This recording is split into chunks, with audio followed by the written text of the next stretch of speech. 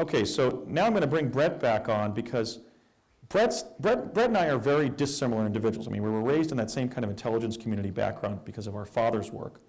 But I'm very verbal and Brett's very conceptual. I'm very, social science, and he's very gifted in math and science.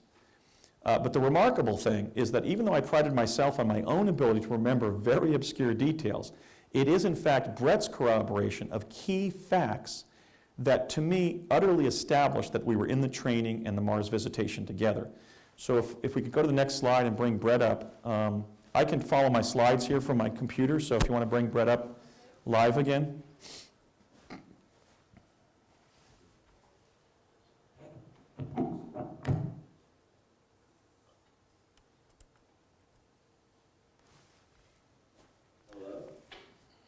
Brett? Brett, are you there? It turned around before.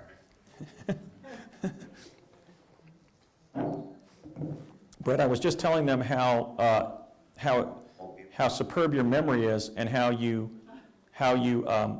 factually corroborated so much of what I didn't remember, but then because of my memory skills, we were able to compare notes, and that you did go back and corroborate a lot of my account, and providing a great deal of depth in terms of the additional information.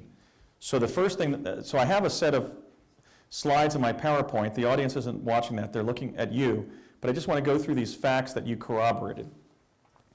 You and I agree that fact one, we know the identity of literally 9 people in the room now, 5 young people and 5 adults or mid-career professionals. So can you tell me, could you just go through those individuals and tell me who you remember and are able to identify as being in the room during Ed Dames' lectures, including Major Dames himself? Well, including Major Ed Dames, my father, Thomas J. Stillings, was present. Right. Regina Dugan, who is the head of DARPA, current head of DARPA. Barry Soetoro, who is now the President of the United States. A relative of his, there was actually 2 sets of people. Another person on about 5 days later took her place or sat in to give him to get him someplace right after the thing. There was something about that he had to get someplace and he couldn't drive or had to have the car taken back or something. Right. There was possibly, and I can't fully corroborate that that the Columbia pilot Cool was there, but the photos of him as a kid are striking. Yeah. To say the least, and exactly what I remember. If we already covered Raymond F. Basiago, Right. And yourself were all present on multiple days. There were a couple mystery people, and there was actually who I feel was a mystery person that was keeping tabs on me. Right. Brett, do you remember that? I think, let me just explain for the audience that to my left in front of Willie McCool were 2 sort of suits. They were like 35, 40, 45-year-old white males who we kind of suspected were like CIA analysts or NASA personnel or something.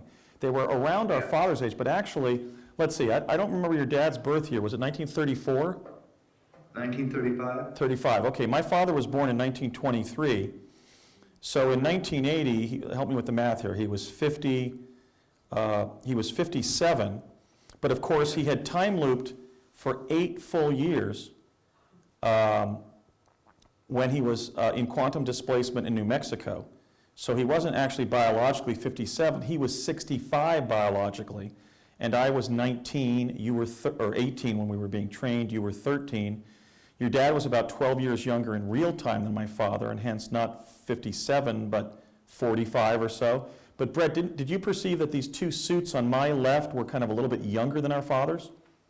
That's what I recall. I mean, I may be off. They were younger. They were, one was definitely older. Okay. I don't remember really the other person, but there was a body there. There was a person Yeah. there. Yeah, I just perceived that they were younger than my dad, maybe about your father's age, and they were something. They were CIA, FBI, NASA, some kind of academic consultants. But so there were also these observers in the class.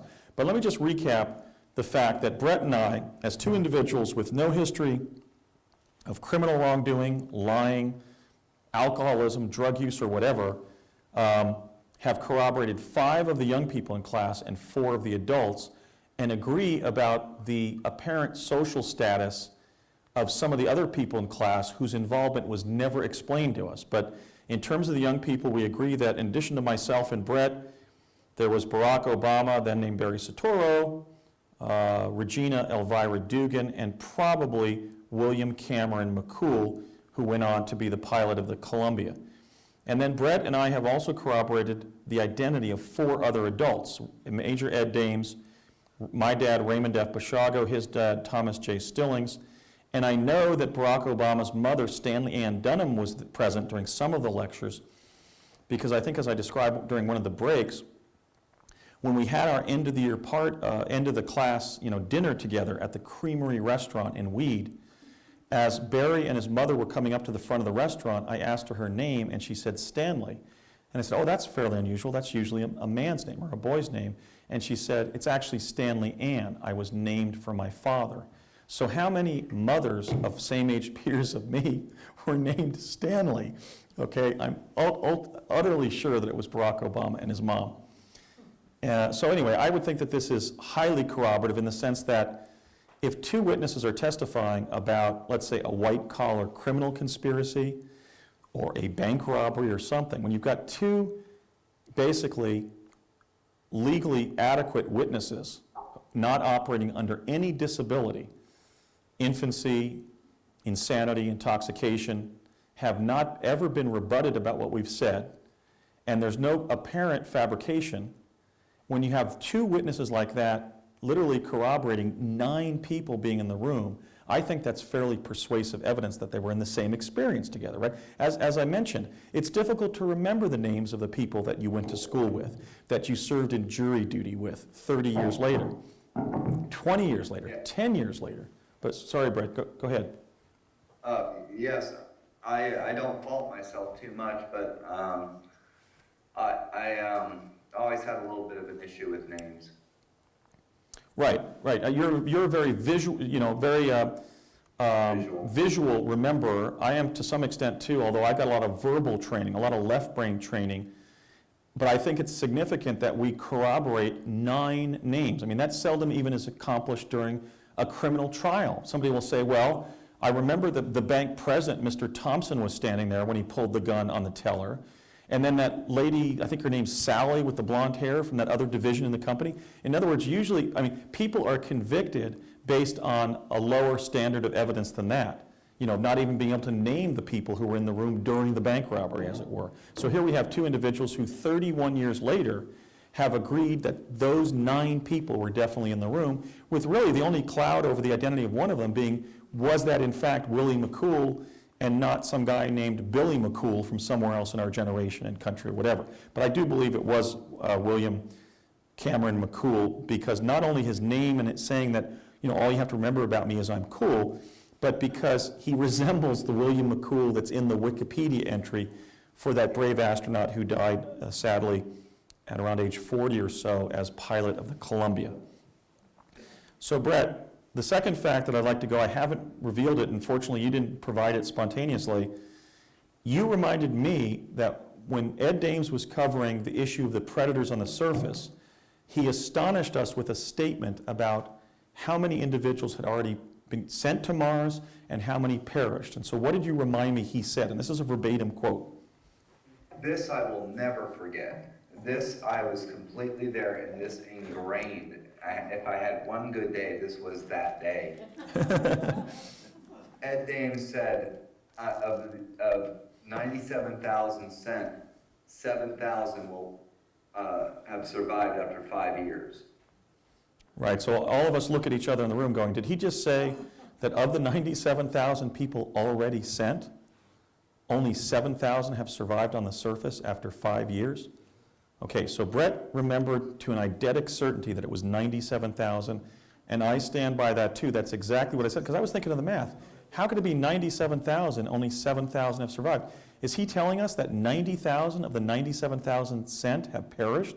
So we're looking around at each other like we're being brought into a suicide mission.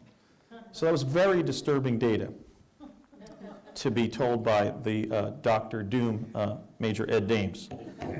I can see why Ed Dames is called Dr. Doom, because we certainly felt doomed at that part, and these were the kinds of astonishingly, basically disconcerting facts that we were downloading in the parties at both the College of the Siskiyous dorm location and then the Finlandia Motel as a group of teenagers. We're going, we were laughing about Ed's jokes, but we were also kind of processing the fact that we had been dropped involuntarily into this possible suicide mission by our parent connected to the CIA, and it's not like they were going to let us not go. Okay, so Ed Dames also made a statement about what our practical mission was on the surface in light of going there and having to deal with the predators and the other lethal risks that would be there. Do you remember what that statement was? Because I agree. Yes, it was to look around and not get eaten. Basically, it was your mission. Ed Dames said your mission, to put it simply, we'll send you up there, but your mission is to be seen and not eaten. That's right. And so we remembered that after 31 years as one of the statements.